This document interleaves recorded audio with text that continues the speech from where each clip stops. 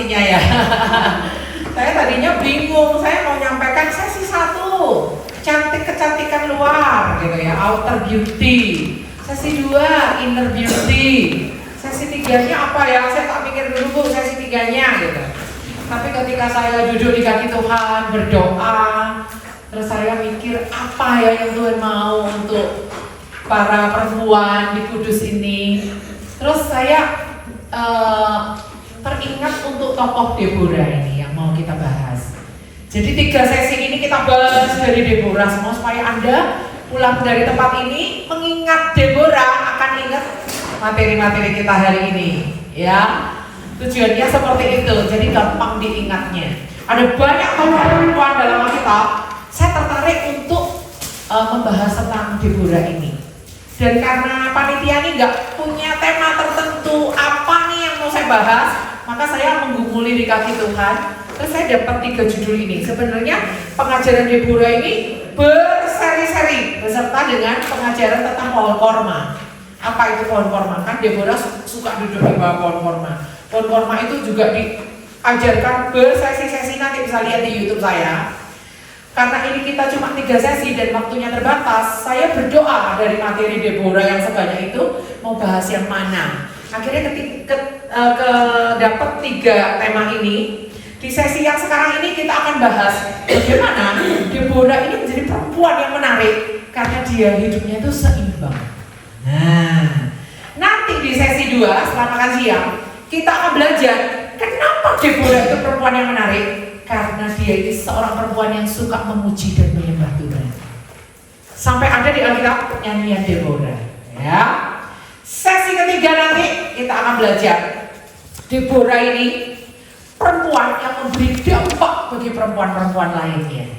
Khususnya di Alkitab adalah Yael. Yael orang perempuan yang hidup sejaman dengan Deborah. Itu nanti malam kita akan bahas ya. Semoga gak kantuk ya nanti malam ya. Karena kan udah dikasih jam istirahat siang dengan puas nih jam istirahat siangnya. Kecuali nanti kalau jam istirahat siang udah kerumpi ya kan. Enggak lah ya, istirahat semua. Biar nanti malam fresh ya, segar ya. Nah, dari 3 materi ini bagaimana kita melihat Deborah yang seimbang, Deborah yang suka memuji Tuhan, Deborah yang memberi dampak kepada perempuan-perempuan lainnya. Disitulah saya ambil 1 tema besar, menjadi perempuan yang menarik. Karena pada saat saya dapat tema ini menjadi perempuan yang menarik, saya membayangkan bagaimana perempuan-perempuan ini menarik hatinya Tuhan. Kalau Tuhan tertarik sama kita, otomatis manusia juga akan tertarik. Karena di Amsal itu dikatakan, janganlah engkau meninggalkan kasih dan setia, kalungkanlah itu pada lehermu, tuliskan itu pada hatimu, supaya engkau mendapat penghargaan di hadapan Allah dan manusia. Pertama, mendapat penghargaan di hadapan Allah dulu, baru manusia. Artinya, kalau jadi perempuan yang menarik hatinya Tuhan, pasti kita juga akan menjadi perempuan yang menarik di hadapan manusia. Itu pasti. Tapi berarti Inggris kita gak akan ada pembenci, tetap ada. Namanya haters tuh di mana-mana ada. Tuhan Yesus pun ada yang membenci, yaitu orang-orang ahli-ahli Taurat, orang-orang Farisi yang tidak mengikuti kegerakan Yesus. Yesus juga punya pembenci ya, yang sampai menyalibkan dia. Jadi yang namanya disukai Allah dan manusia itu artinya di hadapan manusia kita juga memuliakan nama Tuhan. Di hadapan Tuhan kita ini menjadi pribadi yang dinilai oleh Tuhan menjadi kemuliaan bagi namanya di hadapan manusia. Amin. Nah, terlebih dulu saya jelaskan, saya tidak pakai kata wanita, tapi pakai kata perempuan. Bedanya apa? Wanita itu dari kata van yang artinya yang dinafsui, bahasa Belanda. Van yang dinafsui, akhirnya menjadi wanita. Tapi kalau perempuan itu dari kata empu yang artinya yang dihormati. Nah, kita mau jadi yang dinafsui apa yang dihormati? Gak mau dong kalau yang dinafsui ya. Berarti cuma di area kamar aja ya kan. Tapi kalau yang dihormati artinya kita menjadi perempuan yang memuliakan nama Tuhan.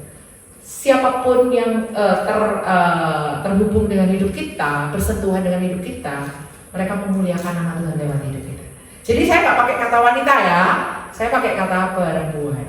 Ya, memang secara konotasi bahasa istilah wanita itu dulunya itu negatif, sekarang menjadi lebih positif daripada perempuan. Kata perempuan itu dulu positif, sekarang berbalik menjadi negatif. Ya, perempuan eksperimen gitu ya. Kalau dulu kan WTS, wanita tunas susila, ini kan pakai kata wanita. Nah, oleh karena itu kita harus kembali ke akar katanya, maka saya memakai istilah perempuan, nggak memakai istilah wanita. Baik, sesi satu ini kita belajar perempuan yang menarik adalah perempuan yang menjaga keseimbangan hidupnya. Menjaga keseimbangan hidupnya. Yuk kita lihat tokoh kita, yaitu Deborah, istri Lapidot. Kita sering ya dengar Deborah, tapi kita jarang dengar nama suaminya, yaitu Lapidot. Oleh karena itu kita akan baca dulu dari Hakim 4 ayat 1 sampai 5. Buka Alkitab boleh, buka handphone, Alkitab elektronik boleh, tapi di layar ini pun sudah tertera. Saya akan bacakan ya. Setelah Ehud mati, orang Israel melakukan pula apa yang jahat di mata Tuhan. Lalu Tuhan menyerahkan mereka ke dalam tangan Yabin, raja Kanaan, yang memerintah di Hazor. Panglima tentaranya ialah Sisera yang diam di Haroset Hagoyim. Lalu orang Israel berseru kepada Tuhan, sebab Sisera mempunyai 900 kereta besi dan 20 tahun lamanya ia menindas orang Israel dengan keras. Pada waktu itu, Deborah, seorang nabiah, istri Lapidot, memerintah sebagai hakim atas orang Israel.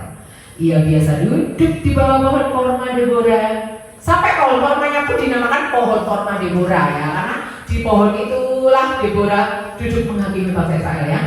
Ia biasa duduk di bawah pohon korma Deborah antara Ramah dan Betel di pegunungan Efraim. Dan orang Israel menghadap dia untuk berhakim kepadanya. Jikalau ada penindasan berat dari musuh, jikalau ada situasi yang gak enak, ada situasi yang bertahun-tahun ya, bertahun-tahun 20 tahun lamanya mereka ditindas oleh orang-orang musuh-musuh mereka. Pada waktu itu, catat ini ya, pada waktu itu tercatat di Alkitab seorang bernama Deborah. Wah, coba kalau diganti dengan nama kita.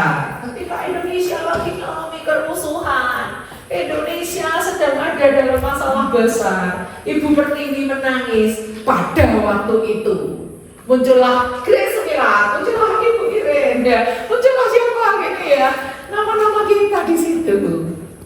Kita ada di pada waktu ini. Katakan pada waktu ini. Pada waktu ini. Pada waktu ini Tuhan memakai hidup kita. Amin. Tuhan mau kita jadi perempuan yang seimbang. Next. Ya. Nah, Deborah. Arti nama Deborah itu artinya bi atau lebah madu. Jadi nama Deborah itu bi ya bahasa Inggrisnya. Nah, coba kembali ke slide yang tadi. Di situ dikatakan pada waktu itu Deborah seorang nabi istri Lapidot memerintah. Nah, next kata memerintah itu menggunakan kata dabar yang artinya berkata, memerintah, berfirman. Jadi Deborah ini orang yang dipakai Tuhan melalui perkataannya, melalui pengajarannya, melalui perintah-perintahnya. Bangsa Israel suka berhakim di bawah pohon-pohon itu. Deborah, ya apa ya? Ini loh, dia mau rebut warisanku. 1 meter diambil sama dia. Dia menggeser batas tanah. Gimana nih? Aku yang nggak salah, Bu Deborah. Lah dia itu tak suruh ngukur nggak mau, kok salah dia sendiri, gitu ya. Lalu Deborah yang memutuskan siapa di antara mereka yang salah, apa keputusannya, bla bla bla bla bla. Itu yang ngatur itu Deborah. Dia seorang hakim. Ya, nah melihat kehidupan Deborah, dia seorang yang rajin seperti lebah kita lihat ya, dan menanggung berbagai tugas. Ia mengalahkan musuh Israel dengan iman yang kuat seperti sangat lebah. Ya, pada akhirnya ia menghadiahkan kegembiraan atas kemenangan yang bagaikan madu kepada umat Israel. Kita lihat yuk 1 Yohanes 5 ayat 4 sampai 5. 1 Yohanes 5 ayat 4 sampai 5. Sebab semua yang lahir dari Allah mengalahkan dunia, dan inilah kemenangan yang mengalahkan dunia, iman kita. Siapakah yang mengalahkan dunia selain daripada dia yang percaya bahwa Yesus adalah anak Allah? Wow, luar biasa ya. Jadi kalau Deborah ini dipakai Tuhan mengalahkan musuh-musuh mereka, berarti dia ini perempuan beriman. Ayatnya di 1 Yohanes 5 ayat 4-5 ini. Iman yang mengalahkan dunia. Nah, karena namanya itu lebah madu, kemenangan-kemenangan yang diraih oleh Deborah, kepemimpinan Deborah, itu seperti menghadiahkan madu kepada bangsa Israel. Yuk, siapa di sini yang rindu hidup kita ini seperti Deborah ini, mendatangkan kemanisan buat orang-orang di sekitar kita. Jangan sampai gini, orang bugres sih gak enak, orang bugres gitu, suasana jadi gak enak, ada dia. Bugres gak kok puji Tuhan, gitu ya. Jangan seperti itu, tapi sebaliknya, wah, lek gak bugres kok sepi loh, mana ya? Kalau gak bugres kok kayak orang sih kurang yo. Kalau saya nggak datang kan dirindu-rindukan. Nah itu berarti kita menjadi seperti lebah madu, menghadirkan kemanisan. Coba, kita adalah orang-orang yang dikangenin nggak oleh orang-orang di sekitar kita? Amin. Ya, bapak-bapak yang bilang kangen istrinya pergi ya. Makanya ikut ke sini ya Pak. Kalau sampai anak kita nggak ngangenin kita, suami kita nggak kangen sama kita, mertua kita nggak kangen sama kita, ya kan? Tanda-tandanya kita ini jadi madu yang manis atau jadi ipuh yang pahit. Gitu. Kita harus jadi lebah madu dong, seperti Deborah, menghadirkan kemanisan bagi umat Israel. Nah, kita lihat seekor lebah mungkin lemah kalau seekor, tapi sekawanan lebah itu kuat. Salah satu rahasia Israel dapat mengalahkan 7 suku Kanaan adalah bukan tombak, bukan pedang. Tapi sebelum bangsa Israel mengalahkan penduduk Kanaan, Tuhan lebih dulu mengirim lebah ini, tabuhan. Dulu saya baca Alkitab gak paham, oh ternyata tabuhan ini maksudnya lebah. Saya pikir yang sahur. Saya kira itu tabuhan ya. Kalau baca Alkitab tabuhan itu artinya sekumpulan lebah ya, kita lihat ya. Salah satu aja ayatnya, nggak usah semua, waktu kita nggak cukup. Kita lihat ya, Keluaran 23 ayat tadi, Keluaran 23 ayat 28. Kita lihat ya, Keluaran 23 ayat 28. Di situ dikatakan seperti ini, aku tidak akan menghalau mereka dari depanmu dalam 1 tahun. Jadi Tuhan itu kalau kerja nggak terburu-buru ya, supaya negeri itu jangan menjadi sepi dan segala binatang hutan jangan bertambah banyak melebihi engkau. Sedikit demi sedikit aku akan menghalau mereka dari depanmu sampai kau beranak cucu demikian sehingga kau dapat memiliki negeri itu. Di sini kok nggak ditulis ya tabuhannya ya? Mungkin ayat lain kita coba lihat. Ulang. Tabuhan 28. Oh, ayat 28. Oh, 28 lagi. Aku akan melepaskan tabuhan mendahului kau. Tabuhan itu bukan yang sahur, bukan itu ya. Melepaskan tabuhan sehingga binatang-binatang itu menghalau orang Hewi, orang Kanaan dan orang Het itu dari depan. Jadi orang Hewi, orang Kanaan, orang Het itu ngacir gara-gara dikejar sama lebah, kumpulan lebah ini. Kalau di bahasa Indonesia disebut tabuhan ini. Ya. Nah, kata tabuhan adalah sirea dalam bahasa Ibrani, menunjukkan lebah yang badannya gede, badannya besar, terbangnya berkelompok. Anda pernah lihat ya tawon tuh, tawon yang badannya gede. Tapi kalau yang bikin rumah di rumah-rumah kita itu yang nggak sekumpulan. Kalau yang sekumpulan tuh terbangnya juga rame-rame, gitu ya bayangin ya. Itu Tuhan pakai untuk menghalau penduduk Kanaan sedikit demi sedikit. Kalau langsung kosong breng, malah ada binatang buas nanti di situ. Tuhan mengusir mereka pelan-pelan pakai lebah ini. Jadi kenapa nama Deborah itu artinya lebah? Deborah ini orang yang jago bekerja sama dengan orang di sekitarnya. Dia ini orang yang sangat teamwork banget. Orang yang gak suka apa-apa ditangani sendiri, apa-apa semuanya ditangani sendiri ya gitu. Enggak seperti itu. Tapi Deborah ini orang yang sangat pintar bekerja sama dengan orang-orang di sekitarnya, seperti lebah. Lebah itu ada kerjaannya, ada lebah pekerja, ada lebah ratu, ada lebah apa, masing-masing ada job desk-nya masing-masing ya, job description atau tugasnya masing-masing. Keren ya. Nah, sekarang kita lihat next. Ya, seperti Allah mengumpulkan tabuhan dan mengalahkan musuh Israel, yang menyelamatkan Israel dari penindasan Yabin melalui seorang tokoh yaitu Deborah, dan memulihkan istirahat sejati. Jadi setelah Deborah ini menang mengatasi musuh-musuhnya, memimpin peperangan mengatasi musuh-musuhnya, menang, Tuhan pakai Deborah, itu bangsa Israel aman 40 tahun. 40 tahun mereka nggak perang, ya kan? Nah, sungguh seperti sekaman lebah harusnya bangkit banyak pemimpin sejati seperti Deborah yang menerima firman dengan iman, menyaksikan, berdiri di depan, memberikan teladan dan bertindak. Ini saya ambil dari buku Sejarah Penebusan, Pelita Perjanjian yang Tidak Terpadamkan, yang ditulis oleh almarhum Bapak Abraham Park, halaman 183, 188 sampai 189. Penting ya, kita kalau ambil dari buku lain harus sebut sumber supaya nggak jadi plagiat Bapak ya. Baik, jadi ini saya dapat dari Bapak Abraham Park almarhum. Kalau yang rindu mau ikut kelas sejarah penebusan boleh, gratis ya. Setiap Selasa malam lewat Zoom. Bagus banget sejarah penebusan itu. Kita melihat PLPB itu semua dari kacamata salib Kristus. Bagus banget. For free, nanti yang kepengen ikut kelasnya itu pengajarnya Ibu Ali Danur dari Jakarta, muridnya langsung dari Pak Abraham Park almarhum dari Korea ya. Oke, next kita akan lihat. Nah, tadi disebut ya, Deborah itu istri Lapidot. Nah, siapa Lapidot ini? Lapidot ini hanya termuat di dalam Alkitab di satu ayat itu saja. Tidak ada termuat kata Lapidot di ayat-ayat yang lain, kecuali di ayat yang tadi kita baca di awal tadi, adik-adik. Ya, Lapidot itu artinya torches, artinya obor. Artinya Deborah ini waktu perang itu nggak ditulis Lapidot itu ikut, suaminya ikut nggak ditulis. Waktu Deborah jadi hakim nggak ditulis Lapidot itu mendampingi dia sebagai hakim pria, enggak. Waktu Deborah jadi nabi, Lapidot itu juga tidak ditulis bahwa dia adalah seorang nabi, enggak. Hanya ditulis semuanya Deborah. Tapi Alkitab mencatat siapa Deborah? Istri Lapidot.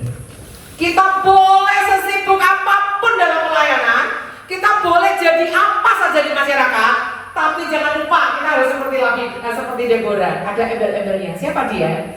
Istri Lapidot. Seorang istri yang bijaksana, suaminya dikenal di pintu-pintu gerbang. Di pintu gerbang itu akhirnya siapa yang duduk di sana?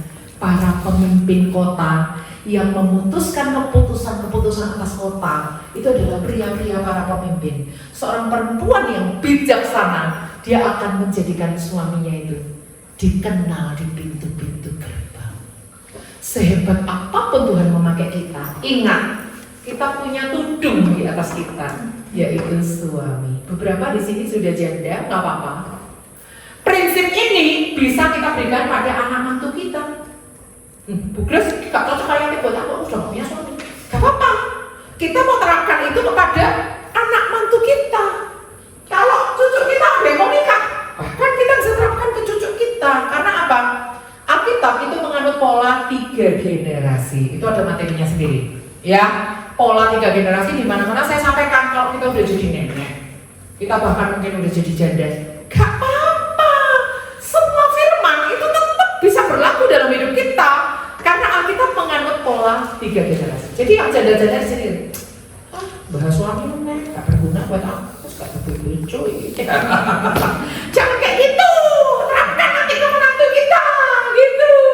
Wah, mantuku metak kandani Deborah ditulis di Alkitab istri Lapidot tuh. Kamu juga harus taruh suamimu di atas sehebat apapun dirimu. Ya. Jadi jangan lupa Alkitab mencatat nama suami Deborah walaupun hanya di 1 ayat. Kalau Deborah orang yang nggak menghormati suaminya, kalau Deborah orang yang dominan atas suaminya, nggak mungkin Alkitab mencatat siapa nama suaminya di situ, nggak mungkin. Tapi karena Deborah orang yang menyanjung suaminya, orang yang menghormati suaminya, maka Alkitab mencatat Deborah istri Lapidot. Makanya kita harus seimbang. Jangan pergi ke surga dengan meninggalkan neraka. Apa artinya? Kalau mau pergi pelayanan, beresin dulu rumah. Jangan rumah kayak neraka, ditinggal pergi ke surga. Cucian piring beresin dulu, rumah dirapiin dulu, baru kita pergi pelayanan. Kalau kita pergi pelayanan besuk misalnya, rumah kita berantakan, suaminya besuk piring, urut dikumpulin. Kita tidak jadi berkat. Pada akhirnya hidup kita nggak seimbang. Gitu. Jadi kalau pengen tahu hidup kita seimbang atau tidak, wawancarai anggota keluarganya. Bagaimana mama Anda? Nah, Pak Gem-gem kalau bawa anak, yang diwawancarai cucunya anak. Bagaimana? Nah, gitu. Saya juga boleh wawancarai anak saya. Saya udah seimbang atau belum? Nah, Lapidot itu adalah suami daripada Deborah yang arti namanya adalah torches obor. Bisa jadi yang ngompor-ngompori Deborah itu dibalik itu ada suami yang obor. Ayo Deborah semangat. Gak ada sih ditulis dalam Alkitab, tapi dari arti namanya itu bisa kelihatan semua. Alkitab kalau menulis nama-nama itu ada maksud tersembunyi, ada kode di situ. Ayo mas, semangat mas. Jadi hakim Israel, semangat. Sampai ketemu nanti sore mas. Nanti tak kirimi ya makan siang bekalnya. Nah, mungkin seperti itu ya, kita nggak tahu ya. Kita nggak tahu ya. Wah, biasa. Satu-satunya hakim Israel yang perempuan ya cuma Deborah ini tok. Coba lihat hakim-hakim Israel, nggak ada yang perempuan, ya hanya Deborah ini. Padahal di masanya eranya Deborah itu perempuan itu dianggap warga kelas 2. Saya lihat ya. Perempuan itu dianggap warga kelas 2 di zamannya Deborah. Oke, next kita akan lihat. Pada zaman itu perempuan dipandang sebelah mata sampai tidak dihitung atau dimasukkan dalam sensus. Coba lihat di Alkitab, sensus penduduk. Gak ada perempuan, gak dicatat, gak dihitung. Yang dihitung hanya laki-laki.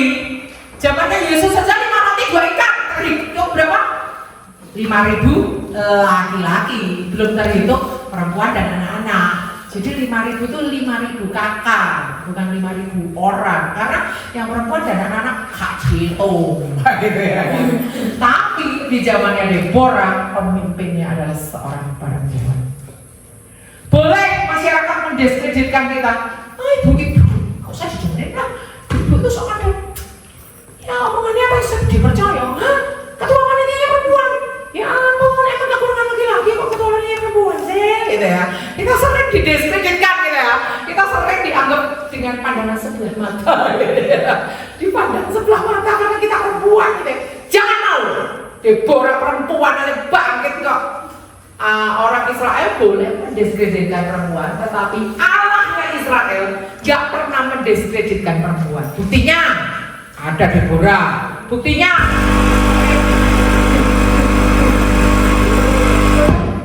tetap pakai saya, makanya Bu Gles harus semangat. Cek.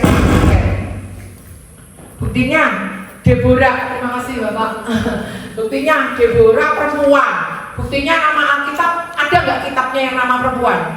Ada, kitab Rut, kitab Esther. Jadi Tuhan itu seperti orang Israel nggak sih mendiskreditkan perempuan? Tidak, enggak seperti itu. Orang Israel bisa mendiskreditkan perempuan, tetapi untuk Allahnya Israel tidak seperti itu. Deborah walaupun seorang perempuan, Tuhan bisa pakai. Sekarang ngomong sama diri sendiri, walaupun saya perempuan, Tuhan pakai saya. Ayo. Bapak enggak, ibu-ibu. Walaupun saya perempuan, Tuhan bisa pakai saya. 1, 2, 3. Walaupun saya perempuan, Tuhan bisa pakai saya. Amin. Next kita akan lihat. Nah, dikatakan dalam Alkitab, coba kita lihat Hakim-Hakim 4 ayat 4. Ya, kita kembali ke kitab Hakim-Hakim. Hakim-Hakim 4 ayat 4. Kita lihat ya. Ini menarik sekali Hakim-Hakim 4 ayat 4 nih. Dikatakan pada waktu itu Deborah dikatakan pertama seorang nabi ya. Berikutnya istri Lapidot. Berikutnya memerintah sebagai hakim atas orang Israel. Jadi Alkitab ini kalau menulis urutan itu nggak main-main. Alkitab nggak asal-asalan ditulis gitu, enggak. Ini urut.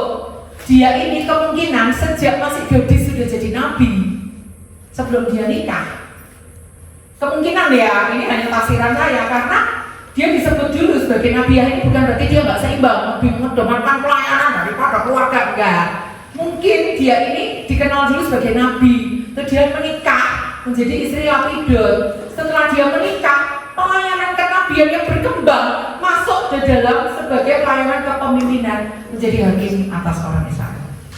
Yuk, kita jangan cuma mau dikenal sebagai itu loh dia matekor, itu loh dia ngurus minggu si ibu itu, wah itu besoknya hebat tuh keren loh, wah itu apa namanya, khotbahnya apik loh itu, wah itu apa namanya, kalau masak pintar, kalau ada acara-acara di gereja masak tuh dia loh, wah enak aneh, gitu kan. Jangan hanya mau dikenal seperti itu, tapi harus dikenal. Itu mamanya Melody, anak saya namanya Melody. Itu mamanya Dito. Ya, kita juga dikenal sebagai seorang istri, dikenal sebagai seorang ibu. Ya, kalau ini kaum pria, saya akan sampaikan tentang Filipus. Filipus itu seorang diakon, dicatat dalam Alkitab 4 anak darahnya bernubuat semuanya. Kalau bicara keseimbangan hidup, tokoh pria, Filipus di Perjanjian Baru. Tapi kalau bicara perempuan yang hidupnya seimbang, Deborah. Alkitab nggak mencatat dia seorang nabi, dia seorang hakim, tapi juga dicatat dia seorang istri lapidot. Nomor urut 2. Habis dikenal sebagai nabi, dia juga dikenal sebagai seorang istri. Kalau dia nggak pernah menjalankan perannya sebagai seorang istri, nggak mungkin Alkitab mencatat istri lapidot. Alkitab tuh nggak akan membuang satu nota pun. Jadi semua yang ditulis dalam Alkitab itu penting. Cuma istri lapidot itu nggak muncul di ayat-ayat lain, apa penting kalau ibu Grace? Penting. Halo. Kalau Deborah hidupnya tidak seimbang, tidak mungkin nama suaminya tercantum dalam Alkitab. Luar biasa ya. Jadi ada seorang suami yang bilang gini sama saya. Seorang suami teman kami waktu kuliah berkunjungan ke rumah saya. Saya bikinkan kopi. Dia itu terharu, bilang gini sama saya, Grace, bojoku kurang tahu gawe aku kopi, katanya. Hah, segena mas? Ya, kami ini bertiga anak pendeta semua. Dia teman kosnya suami saya. Segena mas dia, orang tahu gawe aku kopi. Dalam hati, kok ada istri yang kebangetan kayak gitu ya kan? Bikinkan suaminya kopi aja gak pernah, ya. Parah ya kan? Dokter, istrinya seorang dokter. Jadi Bapak Ibu Saudara, keseimbangan hidup itu penting. Ini dicontohkan oleh Deborah. Dia di luar dikenal sebagai nabi, dia dikenal sebagai hakim, tapi di rumah dia juga mengambil perannya sebagai seorang istri. Alkitab nggak pernah mencatat anaknya, mereka punya anak apa enggak, Alkitab nggak mencatat itu. Nggak mencatat peran dia sebagai seorang ibu. Tapi kalau peran dia sebagai seorang istri bisa kita terjemahkan untuk kebutuhan kita sendiri. Peran kita sebagai istri, ibu, nenek, ibu mertua, ya, bagi anak mantu cucu yang Tuhan sediakan, suami yang Tuhan sediakan dalam hidup kita.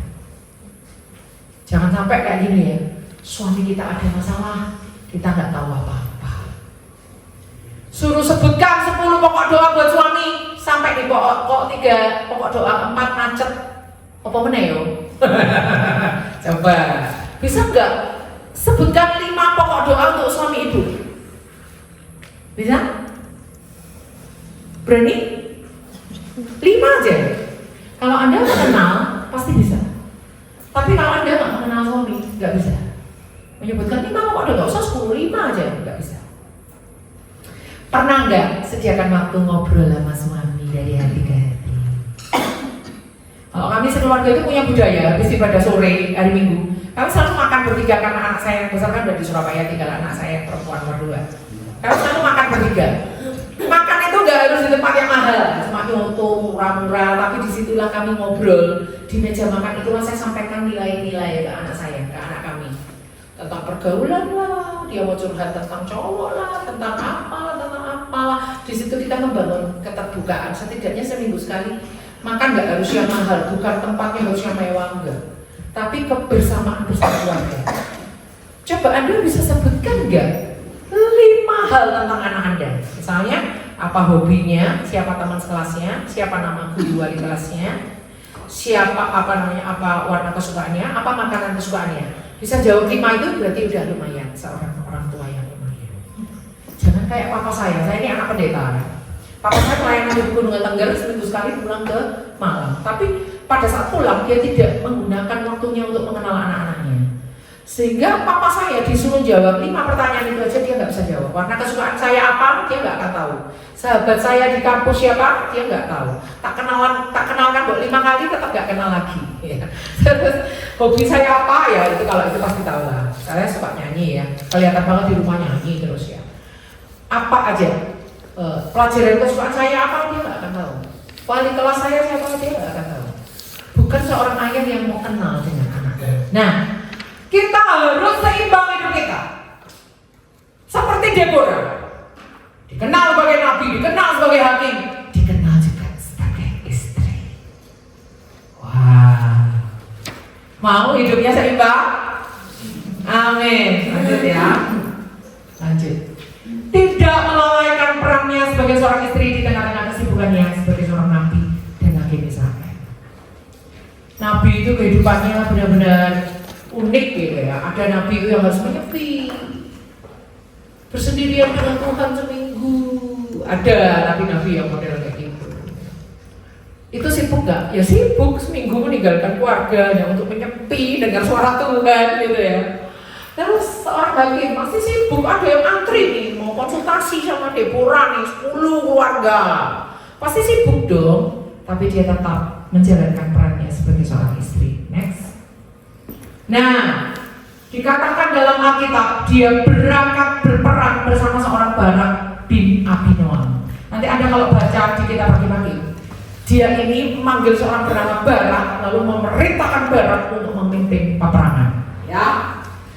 Apakah di dalam peperangan bangsa Israel melawan musuh mereka, apakah dicatat bahwa Lapidot itu nggak ikut perang karena jaga anak-anaknya Deborah di rumah, nggak ada catatannya.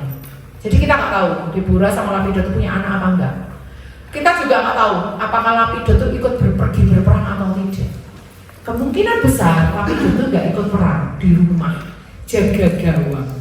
Istrinya yang pergi ikut perang bersama dengan Barak. Ya, jadi Deborah ini seimbang. Ada waktunya dia pergi perang, ada waktunya dia duduk di bawah rumah, ada waktunya dia di rumah menyuapi anaknya, bikinkan kopi suaminya. Ya, next kita lihat. Nah ini menarik sekali. Kita lihat dalam nyanyian Deborah dalam Hakim-Hakim 5 ayat 7. Buka ya, Hakim-Hakim 5 ayat 7. Penduduk pedusunan diam-diam saja di Israel. Ya, mereka diam-diam sampai engkau bangkit Deborah, bangkit sebagai ibu di Israel. Catat ini baik-baik. Ini nyanyian Deborah ya. Dikatakan bangkit sebagai ibu di Israel. Artinya gini, jangan mimpi jadi ibu atas seluruh bangsa kalau di rumah aja nggak bisa jadi ibu bagi anak-anak. Jangan mimpi itu makan bangsaku, pakai aku jadi berkata ke Indonesia. Pret. Omong kosong itu. Kalau kita tidak bisa jadi ibu buat anak-anak kita di rumah. Deborah karena hidupnya seimbang, ada ayat yang menyatakan bangkit sebagai ibu di Israel. Artinya apa? Mengibui seluruh bangsa itu tidak gampang loh ya.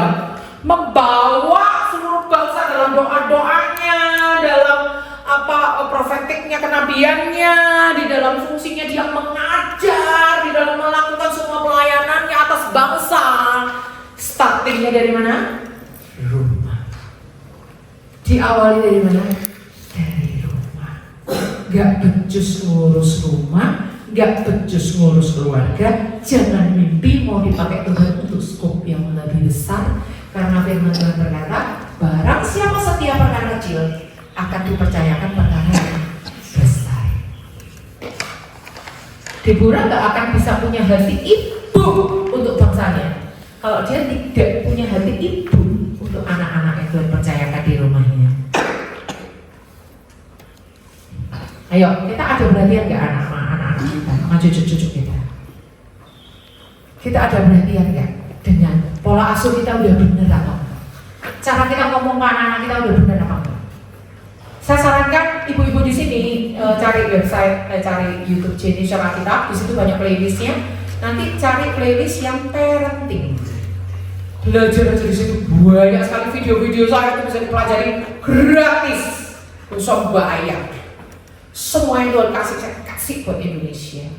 Wah, kita nanti akan berubah jadi orang tua yang cara ngomongnya betul. Contoh kayak gini, guru sekolah minggu ya. Yang barisnya nggak rapi, nggak dapat snack. Itu bahasa ancaman. Itu nggak boleh.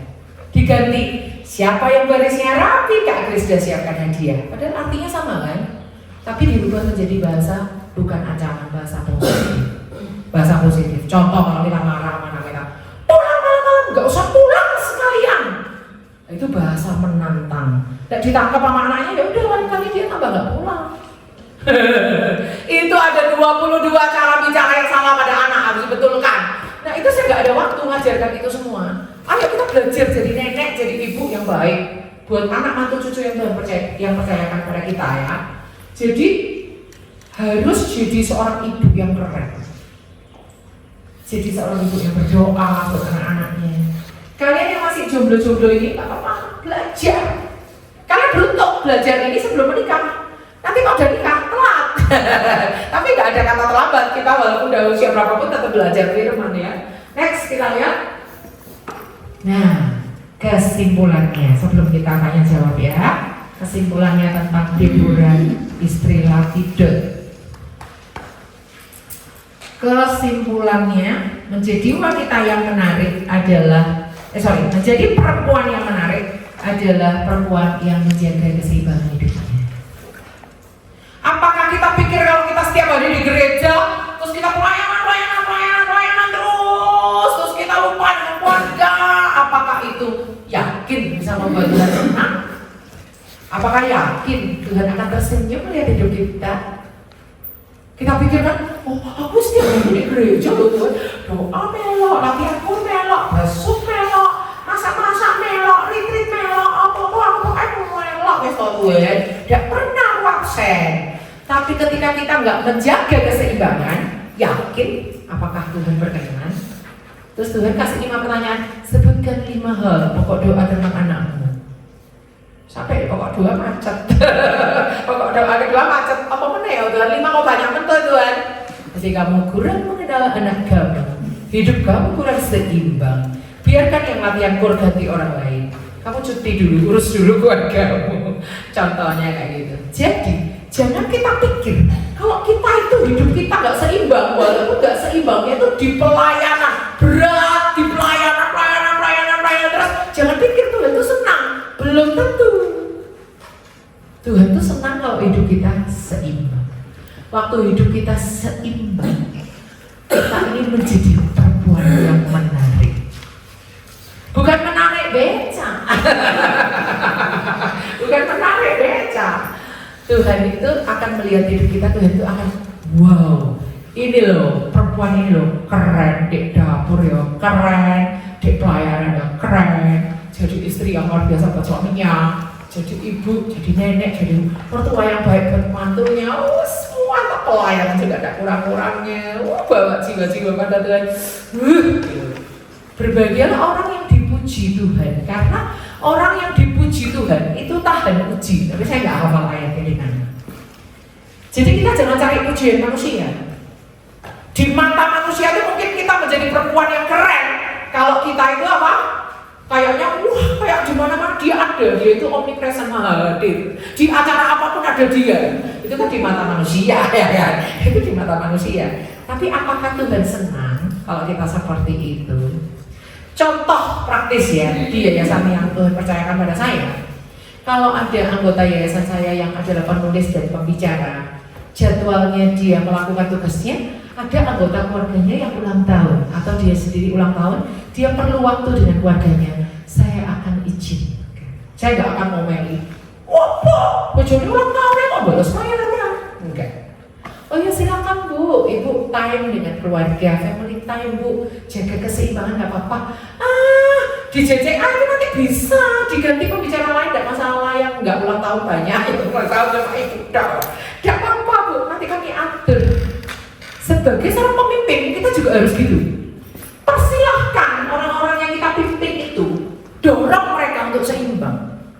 Misalnya sepanjang tahun nggak pernah bolos ngajar sekolah minggu, tapi sekali itu tok ulang tahun pernikahan mau sekeluarga pergi keluar kota untuk merayakan, biarin, jangan diomelin.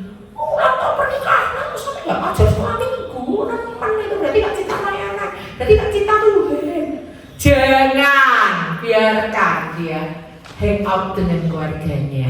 Persilahkan dia punya waktu dengan keluarganya. Supaya hidupnya apa? Seimbang. Kalau orang-orang yang kita pimpin hidupnya nggak seimbang, itu suatu saat, nggak sekarang nih, tapi 10-20 tahun lagi, kita akan lihat keluarga-keluarga yang rusak, yang pecah, keluarga-keluarga yang ada kubu-kubu keluarga, pengasuhan anak gagal, pemuda-pemuda jadi pemuda-pemuda yang tidak berkarakter emas. Karena apa? Orang tuanya sibuk, sementara nggak punya waktu buat anak-anaknya. Akhirnya anak-anaknya jadi pemuda berandalan, pemudi berandalan. Akhirnya apa? 10-20 tahun lagi gereja kita hancur, keluarga-keluarga hancur. Oleh karena itu kita perlu mendorong para pelayan Tuhan untuk hidup seimbang. Izinkan kalau ada yang ulang tahun, mereka mau izin, gak apa-apa, jangan dipaido ya bahasa Jawa itu, jangan dicemooh. Ulang tahun pernikahan, anaknya wisuda, terlalu banyak izin pelayanan. Gak apa-apa, kita atur supaya semuanya berjalan dengan baik. SDM kan gak cuma itu aja, bisa digantikan orang lain, gak apa-apa. Kita harus membudayakan untuk keluarga-keluarga didorong punya hidup yang seimbang. Jadi kalau ibu-ibu itu ikut busuk misalnya, kita bisa saling ngobrol. Kamu meninggalkan neraka nggak? Maksudnya rumahmu kayak neraka nggak? Sebelum kesini udah beresin dulu belum? Gitu ya. Seperti itu. Jadi ayo kita punya keseimbangan hidup. Ibu-ibu, para perempuan yang hidupnya seimbang akan menjadi pribadi yang menarik. Percaya nggak? Orang-orang di sekitar kita akan, dia ini pelayanan keren, tapi keluarganya ya keren loh. Dia ini pelayanan keren, tapi bojone ya ngomong, aku ora tau kapiran. Ya, bahasa Jawa sih paham nggak sih? Oh ya, tapi agak beda ya bahasa Jawa. Sama ya, bojone ora tau kapiran. Maksudnya suaminya itu loh nggak pernah merasa terlantarkan gara-gara pelayanan istrinya. Semuanya keren. Jadi kalau pelayanan menyita waktu banyak, maka istri-istri akan bangun lebih pagi, ibu-ibu akan bangun lebih pagi untuk memberes yang lain. Mau bayar harga lebih, mau berjalan di mil yang kedua. Begitu. Jangan gini, ya malu nih kalau mama itu ini soalnya makan pelayanan apa ya sebenarnya. Gitu ya. Semua orang suruh memaklumi kita, itu nggak benar. Ya malu mama ini kan ketua wanita, jadi sebagai ketua wanita kan rapat ini, rapat itu, evaluasi ini itu. Pimpin orang gini. Jadi ya kalau mama rumahnya kayak gini ya harus dimaklumi. Berarti itu hidupnya enggak seimbang. Seperti itu materi kita hari ini. Kita akan masuk dalam tanya jawab. Sebelumnya kita akan berdoa dulu. Terima kasih Tuhan, kami sudah belajar